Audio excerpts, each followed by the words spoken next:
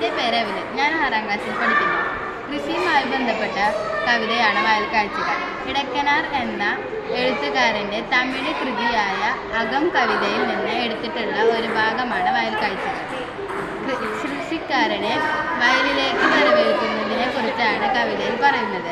വേമഴ പെയ്തതിന് ശേഷമുള്ള പുലർകാലത്തെക്കുറിച്ചാണ് ആദ്യ വരികളിൽ പറയുന്നത്. എൻ്റെ പേര് ഞാൻ 7ാം ക്ലാസ് വിദ്യാർത്ഥിനിയാണ്. എസ് ജോസഫ് എഴുതിയ ഒരു മനോഹരമായ കവിതയാണ് ചിത്രശലഭങ്ങൾ. ചിത്രശലഭങ്ങളുടെ ജീവിതത്തെക്കുറിച്ചാണ് ഈ കവിതയിൽ കവി പരാമർശിക്കുന്നത്. വികൃതമായ രൂപത്തിൽ നിന്ന് മനോഹരമായ ഒരു രൂപത്തിലേക്ക് എത്തിച്ചേരുകയാണ് ചിത്രശലഭങ്ങൾ.